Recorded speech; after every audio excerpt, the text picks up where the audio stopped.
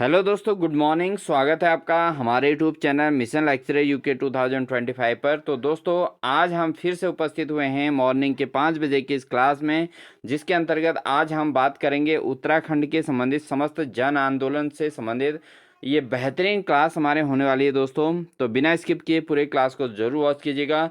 और ये क्लास जो दोस्तों हमारा उत्तराखंड प्रवक्ता स्क्रीनिंग, पीसीएस प्री, वैयक्तिक सहायक, कनिष्ठ सहायक, आरओ, एआरओ, उत्तराखंड पुलिस और उत्तराखंड के अंतर्गत जो भी समूह गौ से संबंधित जो भी एग्जाम्स होने वाले दोस्तों, उन सभी एग्जाम्स के लिए बहुत महत्वपूर्ण ये क्लास होने वाली है। तो दोस्तों, इस क्लास का जो सिलेबस है वो प्रवक्ता स्क्रीनिंग के अकॉर्डिंग हमने यहाँ पर लिया है, लेकिन ये जो है दोस्तों उत्तराखंड में जो भी एग्जाम्स हो रहे हैं सब में सिलेबस सेम सिलेबस यहाँ दिया जा रहा है उत्तराखंड से संबंधित। इसलिए बिना स्किप किए पूरी क्लास को जरूर वॉच कीजिएगा दोस्तों। बहुत महत्वपूर्ण ये क्लास रहेगी दोस्तों। बिना देरी किए हुए हम क्लास को स्टार्ट कर रहे हैं। और इससे पहले अगर आप हमारे चैनल पर नए हैं तो चैनल को सब्सक्राइब करके बेल आइकन दबाकर ऑल नोटिफिकेशन ऑन कर लीजिएगा। तो दोस्तों, स्टार्ट करते हैं आज की क्लास का पहला क्वेश्चन। और आज की क्लास का जो पहला क्वेश्चन है, वर्ष 1917 में गढ़वाल में किस राष्ट्रीय नेता ने कूली बेगार कुप्रथा के विरुद्ध एकजुट होकर कार्य करने का आह्वान किया था? तो दोस्तों, जब कूली बेगार प्रथा जब चली थी तो उस कूली बेगार प्रथा के विरुद्ध एकजुट होकर कार्य करने का आह्वान किसने किया था? तो ये कार्य किसने किया था दोस्तों? ऑप्शन है मदन मोहन मालवीय, महात्मा गांधी, दयानंद सरस्वती या इनमें से कोई नहीं। तो दोस्तों, कूली बेगार के विरुद्ध, कुप्रथा के विरुद्ध सर्वप्रथम 1917 में जो सबसे पहले आह्वान किया गया था वो किया गया था मदन मोहन मालवीय जी के द्वारा। ठीक है दोस्तों, ये क्वेश्चन इंपॉर्टेंट है दोस्तों, इसको नोट कर लीजिएगा, क्योंकि 1917 में जो है कूली बेगार कुप्रथा का सबसे पहले विरोध हुआ था और ये मदन मोहन मालवीय जी के द्वारा किया गया था दोस्तों। ठीक है दोस्तों, बढ़ते हैं दोस्तों अगले प्रश्न में। अगला प्रश्न है दोस्तों, कूली बेगार प्रथा को समाप्त करने संबंधित प्रावधान में हल्द्वानी में यानी कि कुमाऊं परिषद के दूसरे अधिवेशन में रखा गया था, जिसका आयोजन हुआ था। तो दोस्तों, ये आयोजन कब हुआ था? कूली बेगार प्रथा को समाप्त करने से संबंधित जो हल्द्वानी में जो कुमाऊं परिषद के दूसरा अधिवेशन हुआ था वो कब आयोजित हुआ था? तो ये हुआ था दोस्तों 25 दिसंबर 1918 में। ठीक है दोस्तों, कब हुआ था? 1918 में।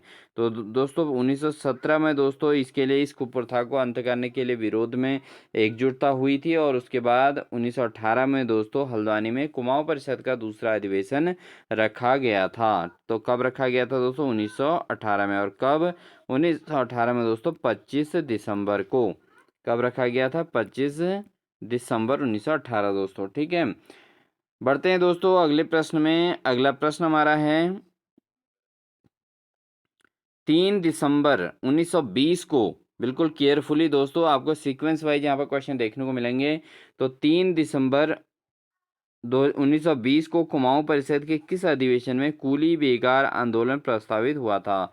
तो दोस्तों दिसंबर 1920 में जो कूली बेगार कुमाऊं परिषद के अधिवेशन में कूली बेगार आंदोलन प्रस्तावित था, किस में हुआ था दोस्तों? ऑप्शन है हल्द्वानी अधिवेशन, देहरादून अधिवेशन, श्रीनगर अधिवेशन या काशीपुर अधिवेशन।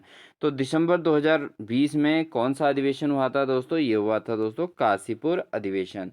तो 1919 में दोस्तों आपका हल्द्वानी में हुआ था कुमाऊं परिषद का, और उसके बाद 1920 में दोस्तों काशीपुर में इसका अधिवेशन किया गया था। ठीक है, तो लगातार इसमें अधिवेशन हुए थे दोस्तों।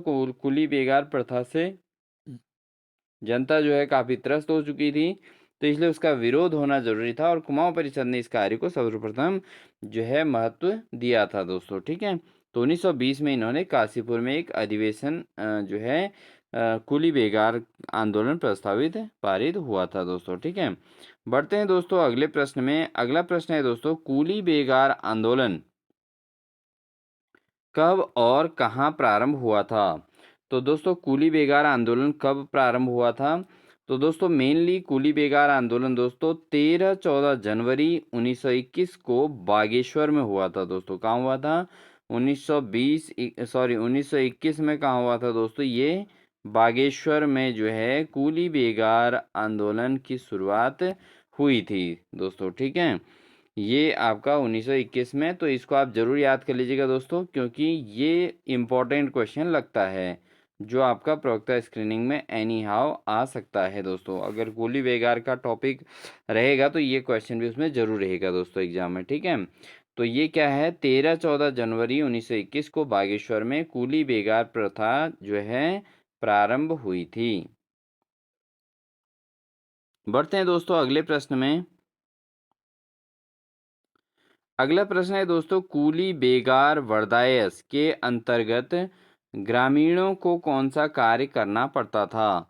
तो दोस्तों जो कूली बेगार वर्दायस के अंतर्गत ग्रामीणों को कौन सा कार्य करना पड़ता था, जिसके विरोध में जो है यहाँ पर कूली बेगार प्रथा को अंत करने का प्रावधान बनाया गया था। तो दोस्तों यहाँ पर क्या परेशानी ऐसी थी कूली बेगार के अंतर्गत, निःशुल्क कूली की व्यवस्था करना, निःशुल्क सेवा करना, निःशुल्क खेतों में मजदूरी करना और निःशुल्क राशन देना। तो दोस्तों इसमें क्या होता था कि निःशुल्क सेवा की जाती थी। क्या की जाती थी, निःशुल्क सेवा, यानी कि अंग्रेजी शासक क्या करते थे दोस्तों, जिस गांव से होकर जाते थे उस गांव से सामान ढोने के लिए कूली जो है वहाँ से निःशुल्क सेवा के तौर पर कूली जो है ले लेते थे, और उनका जो है उपयोग करके उनको बिना कोई किसी प्रकार का जो है वर्क का उनको कोई मेहनताना नहीं दिया जाता था, और उनसे केवल निःशुल्क सेवाएं ली जाती थी, और उसके अलावा उनके रजिस्टर मेंटेन करवाए जाते थे। यानी कि गांव के प्रत्येक व्यक्ति ने कूली बेगार देना जरूरी था। ठीक है, तो ये इस प्रकार से रजिस्टर भी मेंटेन किए जाते थे दोस्तों। बढ़ते हैं दोस्तों अगले प्रश्न में। तो एक निःशुल्क सेवा थी दोस्तों ये। अगला प्रश्न है दोस्तों, कूली बेगार आंदोलन कहाँ से प्रारंभ हुआ था। तो दोस्तों कूली बेगार आंदोलन कहाँ से प्रारंभ हुआ था, तो ये हुआ था दोस्तों, कूली बेगार आंदोलन बागेश्वर से प्रारंभ हुआ था दोस्तों। अभी हमने चर्चा किया था कहाँ से प्रारंभ हुआ था कूली बेगार आंदोलन, तो ये हुआ था दोस्तों बागेश्वर से। कहाँ से हुआ था, बागेश्वर से हुआ था। बढ़ते हैं दोस्तों अगले प्रश्न में। अगला प्रश्न है दोस्तों, निम्न में से कूली बेगार आंदोलन के नेतृत्वकर्ता कौन नहीं है। तो इसमें बताना है कि कौन कूली बेगार आंदोलन के नेतृत्वकर्ता नहीं है।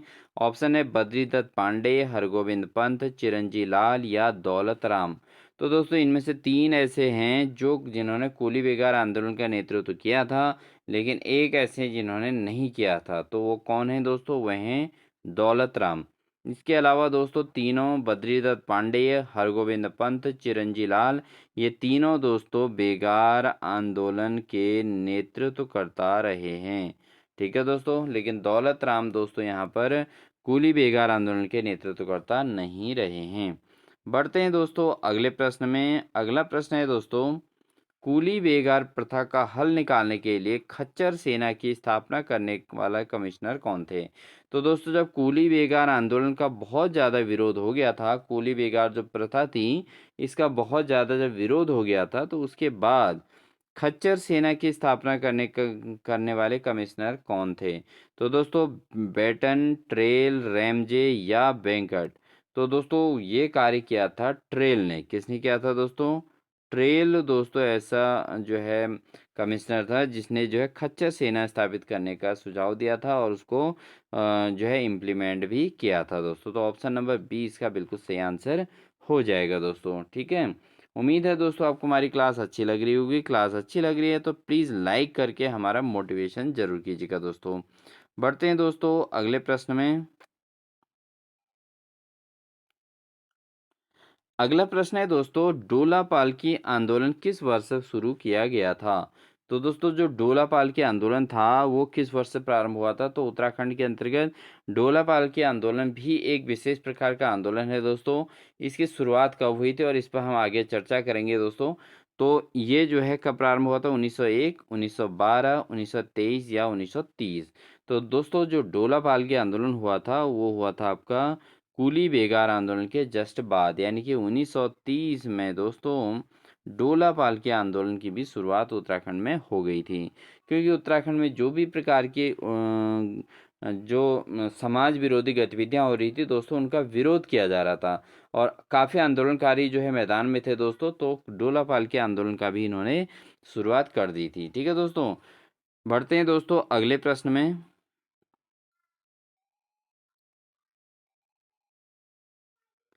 अगला प्रश्न है दोस्तों, टिहरी में डोला पालकी आंदोलन संबंधित था? तो दोस्तों जो टिहरी में डोला पालकी आंदोलन प्रारंभ हुआ था वो किससे संबंधित था? ऑप्शन है ब्राह्मणों से, शिल्पकारों से, राजपूतों से या इस्लाम से। तो दोस्तों जो डोला पालकी आंदोलन था वो किससे संबंधित था? वो था शिल्पकारों से। ठीक है दोस्तों, किससे संबंधित था? शिल्पकारों से संबंधित था दोस्तों डोला पालकी आंदोलन। क्योंकि दोस्तों जब शिल्पकारों में शादियां होती थी तो उनको डोली में ले जाने का प्रावधान नहीं रखा गया था। तो इसलिए जो है शिल्पकारों ने इसमें आंदोलन शुरू किया जिसको डोला पालकी आंदोलन कहते हैं। तो इस आंदोलन को दोस्तों जो है बहुत 1930 में यह आंदोलन प्रारंभ में हुआ था। ठीक है दोस्तों, इस तरीके से बढ़ते हैं दोस्तों अगले प्रश्न में।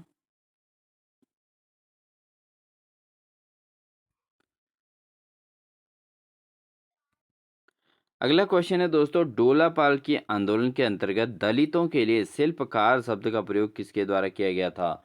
तो दोस्तों पहले जो शिल्पकार होते थे उनको दलित शब्द कहा जाता था और दलित शब्द को हटाकर शिल्पकार शब्द का प्रयोग किसके द्वारा किया गया था? तो ऑप्शन है हरि प्रसाद मनोइया या हरगोविंद पंत, जयानंद भारती या नागेंद्र सकलानी। तो दोस्तों जो दलितों के लिए शिल्पकार शब्द का सबसे पहले प्रयोग किया था वो किया गया था दोस्तों हरि प्रसाद मनोइया। किसके द्वारा? हरि प्रसाद मनोइया के द्वारा दोस्तों ये कार्य सबसे पहले किया गया था। तो ये भी एक इम्पोर्टेंट क्वेश्चन है दोस्तों। बढ़ते हैं दोस्तों क्वेश्चन नंबर 12 की ओर। और क्वेश्चन नंबर 12 है दोस्तों, डोला पाल के आंदोलन का नेतृत्व किसने किया था? तो दोस्तों डोला पाल के आंदोलन जो था दोस्तों इसका नेतृत्व अलग व्यक्ति ने किया था। और इस डोला पाल के आंदोलन के अंतर्गत जो दलित शब्द था दोस्तों इसको शिल्पकार शब्द का प्रयोग किसने किया था? वो किया था हरिप्रसाद मनोहैया ने। ठीक है, अब डोला पाल के आंदोलन का नेतृत्व किसके द्वारा किया गया था ये बताना है दोस्तों। ऑप्शन है हरिप्रसाद मनोहैया, जयानंद भारती, हरगोविंद पंत या श्रीदेव सुमन। डोला पाल के आंदोलन का नेतृत्व जो किया था दोस्तों वो किया था जयानंद भारती ने। किसने किया था दोस्तों? जयानंद भारती ने। ये क्वेश्चन भी दोस्तों इम्पोर्टेंट बनता है।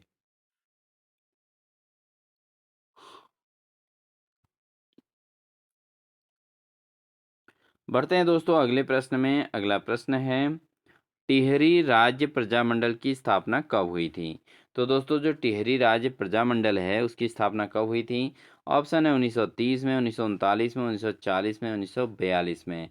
तो दोस्तों टिहरी राज्य प्रजामंडल की जो स्थापना की गई थी वो की गई थी 1939 में, 1939 में दोस्तों टिहरी राज्य प्रजामंडल की स्थापना की गई थी। और यहाँ पर दोस्तों टिहरी राज्य प्रजामंडल के अंतर्गत फिर श्रीदेव सुमन ने अपना आंदोलन शुरू किया था जहाँ पर उन्हें प्रजामंडल की मांग की थी दोस्तों। बढ़ते हैं दोस्तों अगले प्रश्न में। अगला प्रश्न है, टिहरी राज्य प्रजामंडल की स्थापना के किसके प्रयासों से हुई थी? तो दोस्तों जो टिहरी राज्य प्रजामंडल की स्थापना हुई थी वो किसकी हेल्प से हुई थी, किसके प्रयास से हुई थी? ऑप्शन है श्रीदेव सुमन, दौलत राम, वीर चंद सिंह गढ़वाली या ये सभी। तो दोस्तों जब टिहरी राज्य प्रजामंडल की स्थापना की गई थी तो उस समय श्रीदेव सुमन का भी योगदान था, दौलत राम का भी योगदान था दोस्तों, वीर चंद सिंह गढ़वाली का भी विशेष योगदान रहा था दोस्तों। तो ये तीनों के तीनों ऐसे क्रांतिकारी हैं दोस्तों जिन्होंने टिहरी राज्य प्रजामंडल की स्थापना में पूर्णतः अथक प्रयास किया था। ठीक है दोस्तों, तो श्रीदेव सुमन का तो नाम चलता ही है, बाकी दौलत राम और वीर चंद सिंह गढ़वाली इन दोनों ने भी टिहरी राज्य प्रजामंडल की स्थापना में विशेष योगदान दिया था दोस्तों। बढ़ते हैं दोस्तों एक अन्य क्वेश्चन की ओर। अगला क्वेश्चन है दोस्तों हमारा कि टिहरी राज्य आंदोलन का सर्वप्रथम नेतृत्व किसने किया था? अब बात आती है जो टिहरी राज्य आंदोलन हुआ था दोस्तों इसका सबसे पहले नेतृत्व किसने किया था?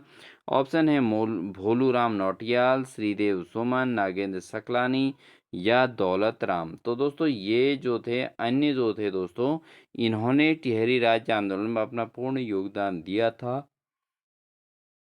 लेकिन इसमें जो सर्वप्रथम नेतृत्व की बात कही गई है दोस्तों वो की गई थी श्रीदेव सुमन के द्वारा। तो टिहरी राज्य आंदोलन का सर्वप्रथम नेतृत्व जो किया था वो श्रीदेव सुमन ने किया था दोस्तों। और ये जो है ऑप्शन नंबर 20 का सही आंसर हो जाएगा। बढ़ते हैं दोस्तों अगले प्रश्न में। अगला प्रश्न हमारा क्वेश्चन नंबर 16 है, तो क्वेश्चन नंबर 16 कहता है दोस्तों, वर्ष 1940 के आरंभ में हुए सड़क आंदोलन का मुख्य उद्देश्य क्या था? तो दोस्तों 1940 में जब सड़क आंदोलन हुआ था, इसका मुख्य उद्देश्य क्या था दोस्तों? ऑप्शन है पगडंडियों के निर्माण करना, मोटर मार्ग का निर्माण करना, यात्री सुरक्षा करना, या सड़क किनारे बिजली की व्यवस्था।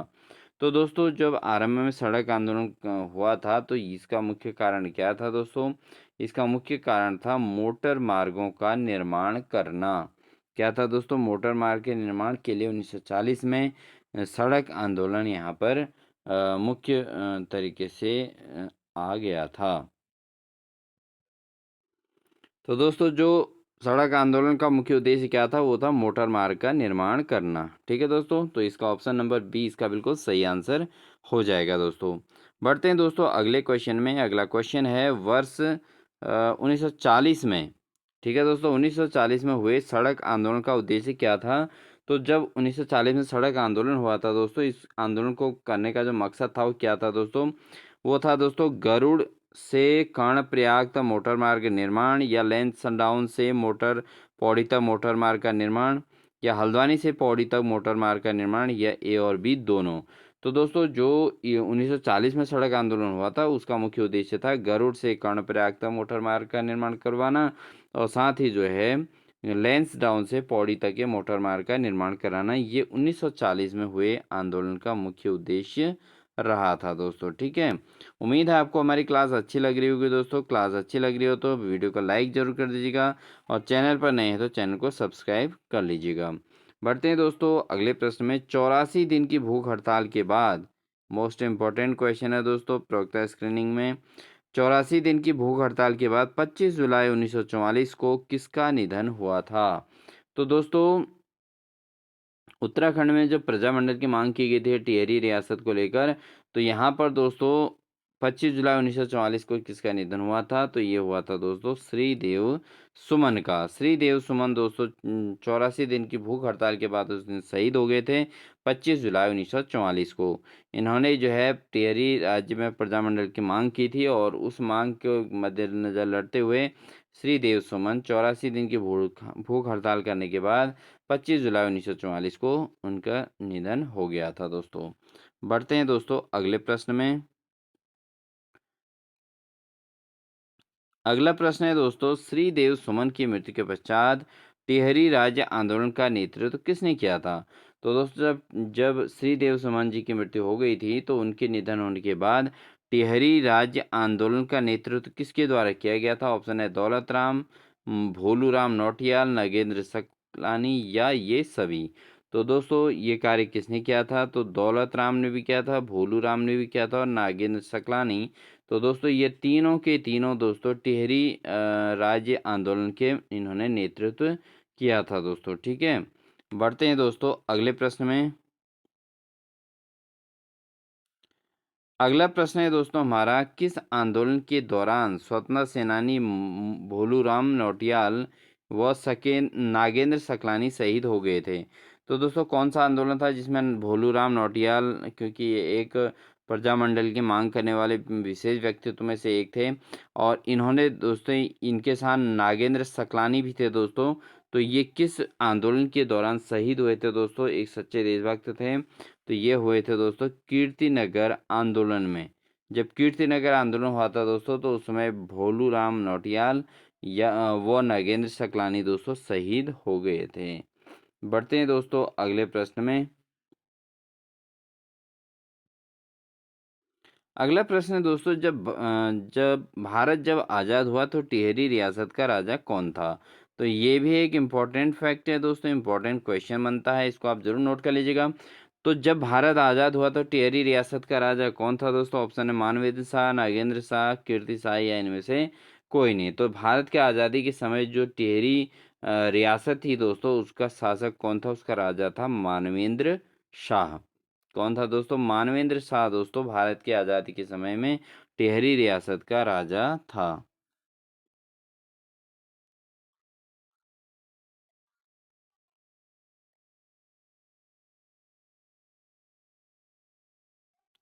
बढ़ते हैं दोस्तों अगले प्रश्न में। अगला प्रश्न है, टिहरी रियासत में पौनी टूटी, पौनी टूटी किस प्रकार का कर था? ये दोस्तों विशेष प्रकार का कर है, पौनी टूटी।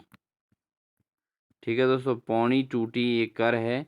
तो ये कर जो है किस प्रकार का कर था? तो ऑप्शन है भूमि कर या राजस्व, आयात निर्यात कर या मनोरंजन कर या इनमें से कोई नहीं। तो एक विशेष प्रकार का कर है दोस्तों पौनी टूटी।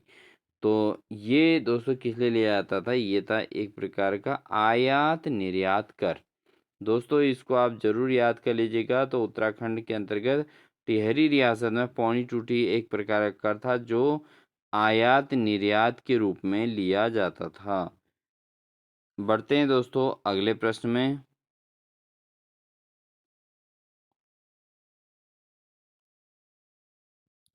अगला क्वेश्चन है दोस्तों, टिहरी रियासत का भारतीय संघ में विलय कब हुआ था? तो ऑप्शन है 1 अगस्त 1949, 15 अगस्त 1947, 20 जनवरी 1950 या 26 जनवरी 1952। तो दोस्तों कब हुआ था टिहरी रियासत का भारतीय संघ में विलय? तो इसका जो सही आंसर है दोस्तों वो हुआ था 1 अगस्त 1949 को। तो 1 अगस्त 1949 को दोस्तों टिहरी रियासत का भारतीय संघ में विलय हो गया था दोस्तों। ठीक है, तो ऑप्शन नंबर ए इसका बिल्कुल सही आंसर हो जाएगा दोस्तों। इसको नोट कर लीजिएगा दोस्तों, ये क्वेश्चन बार बार पूछा गया है एग्जाम में कि टिहरी रियासत का भारतीय संघ में विलय कब हुआ था?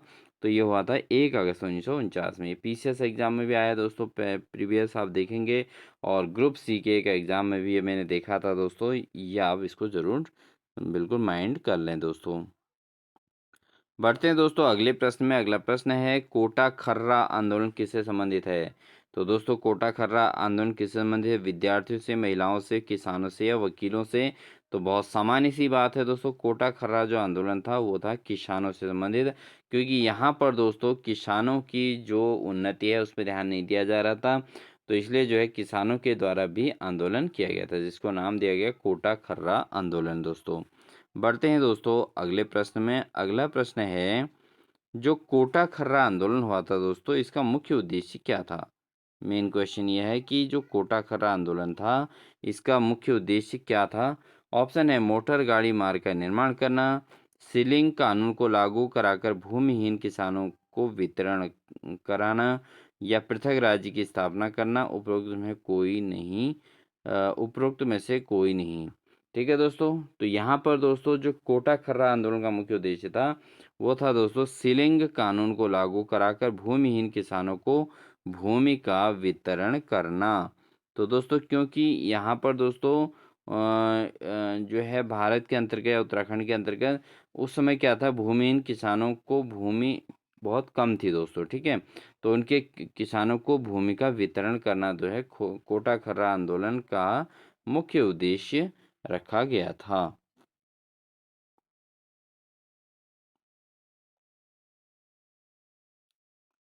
बढ़ते हैं दोस्तों अगले प्रश्न में। अगला प्रश्न है वर्ष 1955 में 1955-56 में दोस्तों उत्तर प्रदेश विधानसभा में राज्य विश्वविद्यालय की स्थापना किसने की थी?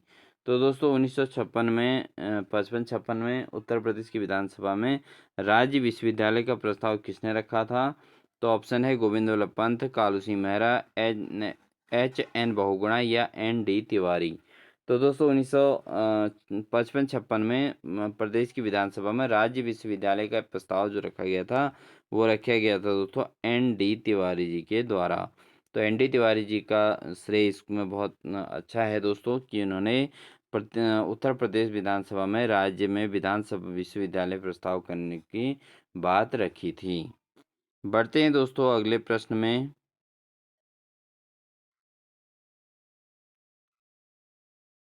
अगला क्वेश्चन है दोस्तों, उत्तराखंड में शराब विरोधी आंदोलन का नेतृत्व किसने किया था? तो दोस्तों उत्तराखंड में शराब के विरोध किया गया था और इस शराब विरोधी आंदोलन का जो नेतृत्व किया था वो किसने किया था बताना है। उत्तराखंड क्रांति दल, संघर्ष वाहिनी या कुमाऊं राष्ट्रीय मोर्चा या पीपुल्स फ्रंट। तो दोस्तों जब उस उत्तराखंड में शराब विरोधी आंदोलन का नेतृत्व हुआ था तो वो किसके द्वारा किया गया था दोस्तों? वो किया गया था आपका ऑप्शन नंबर बी, यानी कि उत्तराखंड संघर्ष वाहिनी के द्वारा दोस्तों यहाँ पर शराब विरोधी आंदोलन का नेतृत्व। बढ़ते हैं दोस्तों अगले प्रश्न में। अगला प्रश्न है, उत्तराखंड में शराब विरोधी आंदोलन का नेतृत्व किसने किया था?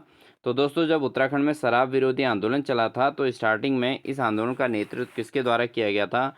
ये किया गया था दोस्तों उत्तराखंड संघर्ष वाहिनी के द्वारा।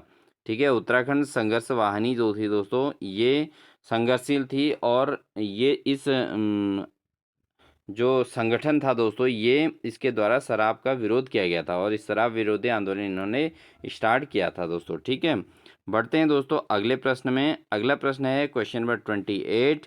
क्वेश्चन नंबर 28 है दोस्तों हमारा, शराब विरोधी आंदोलन के दौरान नशा नहीं रोजगार दो का नारा कब दिया गया? तो मोस्ट इम्पोर्टेंट क्वेश्चन है दोस्तों, नशा नहीं रोजगार दो का नारा कब दिया गया था? ऑप्शन है 1980, 1982, 1984 या 1986। तो दोस्तों उत्तराखंड के अंतर्गत जो शराब विरोधी आंदोलन था जिसके अंतर्गत ये स्लोगन था कि दोस्तों नशा नहीं रोजगार दो, ये नारा कब दिया गया था? तो ये दिया गया था दोस्तों 1984, 1984 में दोस्तों ये नारा दिया गया था, जो है शराब नहीं, सॉरी नशा नहीं रोजगार दो। ठीक है दोस्तों, याद हो जाएगा आपको 1984 दोस्तों इसकी डेट है, और इसका जो नेतृत्व किया था वो किया था दोस्तों किसके द्वारा? उत्तराखंड संघर्ष वाहिनी के द्वारा। किसके द्वारा? उत्तराखंड संघर्ष वाहिनी। ठीक है, इंपॉर्टेंट क्वेश्चन है दोस्तों का, आप वैसे नोट कर लीजिएगा। तो ये उत्तराखंड संघर्ष वाहिनी के द्वारा इसमें जो है शराब विरोधी आंदोलन का नेतृत्व किया था, और साथ ही दोस्तों ये 1984 में ये सबसे ज़्यादा एक्टिव हुआ था दोस्तों। बढ़ते हैं दोस्तों अगले प्रश्न में। अगला प्रश्न है, उत्तराखंड को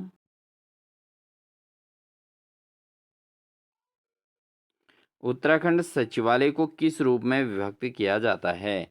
तो उत्तराखंड सचिवालय को किस रूप में विभक्त किया जाता है? तो दोस्तों जो सचिवालय है वो जो जो है विभागों से और अनुभागों, इन दोनों के रूप में विभक्त किया गया है दोस्तों। जो सचिवालय होता है दोस्तों उसमें विभाग भी बने होते हैं, और उसमें दूसरे क्या बने हैं? अनुभाग भी बने हैं दोस्तों, सेक्शन, और उनके छोटे जो है सब सेक्शन भी बने हैं दोस्तों। ठीक है, तो विभाग और अनुभाग इसके अंतर्गत बने हैं जो है उत्तराखंड सचिवालय के अंतर्गत। बढ़ते हैं दोस्तों अगले प्रश्न। अगला क्वेश्चन है दोस्तों, उत्तराखंड के प्रथम मुख्य सचिव कौन थे? तो दोस्तों उत्तराखंड के अंतर्गत जो प्रथम मुख्य सचिव जिनको बनाया गया था वो कौन थे दोस्तों? ऑप्शन है सुभाष कुमार, एन रविशंकर, अजय विक्रम सिंह या राकेश शर्मा। तो उत्तराखंड में जो मुख्य सचिव थे दोस्तों कौन थे? वो थे एन रविशंकर। एन रविशंकर दोस्तों उत्तराखंड के प्रथम मुख्य सचिव थे। क्या थे? प्रथम मुख्य सचिव थे दोस्तों उत्तराखंड के प्रथम मुख्य सचिव एन रविशंकर। ठीक है दोस्तों, ये भी इंपॉर्टेंट क्वेश्चन है, इसको आप नोट कर लीजिएगा अच्छे से। बढ़ते हैं दोस्तों अगले प्रश्न में।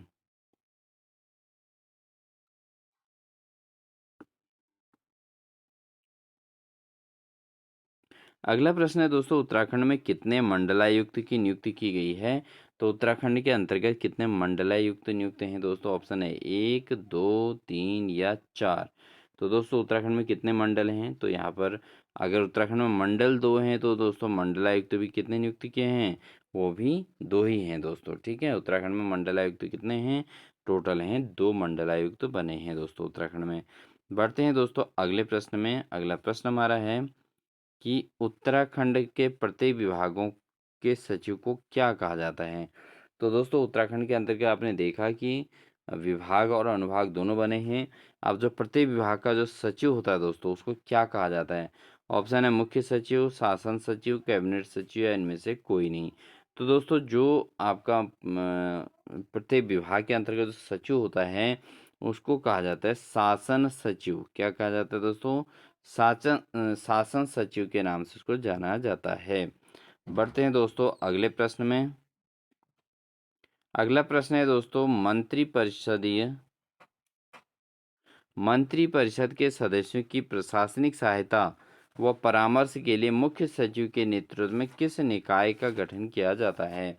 तो दोस्तों जो मंत्रि परिषद के सदस्यों की प्रशासनिक सहायता के लिए किसको नियुक्त किया जाता है?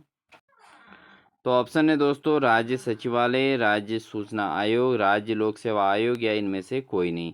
तो मंत्रिपरिषद के सदस्यों की जो प्रशासनिक सहायता और परामर्श के लिए जो मुख्य सचिव के नेतृत्व में जो निकाय का गठन होता है दोस्तों, वो निकाय कौन सा होता है?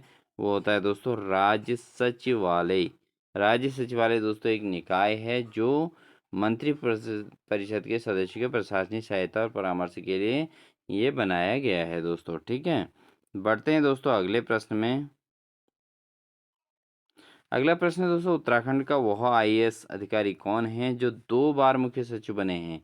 तो उत्तराखंड के अंतर्गत एक ऐसे आईएएस अधिकारी हैं दोस्तों जो 2 बार मुख्य सचिव बन चुके हैं। तो ऑप्शन है आपके पास राकेश शर्मा, सुभाष कुमार, आर एस टूल या इनमें से कोई नहीं। तो दोस्तों ये जो सौभाग्य प्राप्त हुआ है, किसे प्राप्त हुआ है 2 बार मुख्य सचिव बनने का? ये हुआ है दोस्तों सुभाष कुमार। सुभाष कुमार को दोस्तों 2 बार जो है उत्तराखंड में ये आईएएस अधिकारी हैं और इनको 2 बार मुख्य सचिव बनने का मौका मिला है दोस्तों। बढ़ते हैं दोस्तों अगले प्रश्न में। अगला प्रश्न है, उत्तराखंड में कार्यकारी विभाग, उत्तराखंड में कार्यकारी विभाग का मुख्य कार्य क्या है दोस्तों? अगर हम इसको देखें तो ऑप्शन है मंत्री परिषद और सचिवालय द्वारा बनाई गई नीतियों का क्रियान्वयन करना, राज्य में शासन का संचालन करना, मंडलायुक्तों की नियुक्ति करना, ये उपरोक्त में से कोई नहीं। तो दोस्तों उत्तराखंड में कार्यकारी विभाग का जो मुख्य कार्य हो क्या है? वह है मंत्री परिषद और सचिवालय द्वारा बनाई गई नीतियों का क्रियान्वयन करना। तो उम्मीद है दोस्तों आप अपने आंसर भी यहाँ पर ठीक कर रहे होंगे और आपको वीडियो अच्छी लग रही होगी तो लाइक ज़रूर कर दीजिएगा दोस्तों। बढ़ते हैं दोस्तों अगले प्रश्न में। संविधान के किस अनुच्छेद के अंतर्गत राज्य में राज्यपाल द्वारा महाधिवक्ता की नियुक्ति का प्रावधान है? तो दोस्तों संविधान में एक अनुच्छेद, किस अनुच्छेद के अंतर्गत जो है ये राज्यपाल द्वारा महाधिवक्ता की नियुक्ति करने का प्रावधान रखा गया है दोस्तों? तो ऑप्शन है दोस्तों 62, 162, 165, अनुच्छेद 168 या अनुच्छेद 170। तो दोस्तों ये जो प्रावधान दिया गया है ये दिया गया है अनुच्छेद 165 को। तो किसके अंतर्गत दोस्तों? आर्टिकल 165, 165 के अंतर्गत दोस्तों राज्यपाल द्वारा महाधिवक्ता की नियुक्ति का प्रावधान रखा गया है। बढ़ते हैं दोस्तों अगले प्रश्न में। अगला प्रश्न है हमारा, अगला प्रश्न है दोस्तों, उत्तराखंड के लिए महाधिवक्ता की नियुक्ति की जाती है। तो उत्तराखंड में जो महाधिवक्ता की नियुक्ति की जाती है वो किसके द्वारा की जाती है दोस्तों? ऑप्शन है भारत के राष्ट्रपति द्वारा, भारत के उपराष्ट्रपति द्वारा, भारत के मुख्य न्यायाधीश द्वारा या राज्य के राज्यपाल के द्वारा। तो दोस्तों उत्तराखंड के लिए जो महाधिवक्ता की नियुक्ति की जाती है वो किसके द्वारा की जाती है? वो की जाती है राज्य के राज्यपाल के द्वारा। ठीक है दोस्तों, महाधिवक्ता की नियुक्ति किसके द्वारा होती है? वो किसी पर्टिकुलर राज्य के राज्यपाल के द्वारा महाधिवक्ता की नियुक्ति की जाती है। बढ़ते हैं दोस्तों अगले प्रश्न में।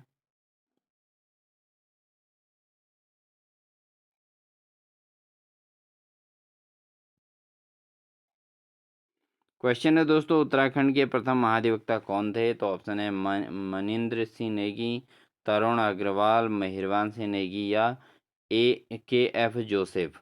तो उत्तराखंड के प्रथम महाधिवक्ता कौन थे दोस्तों? वो थे आपका मेहरबान सिंह नेगी। तो मेहरबान सिंह नेगी को दोस्तों प्रथम महाधिवक्ता बनने का जो है सौभाग्य प्राप्त हुआ।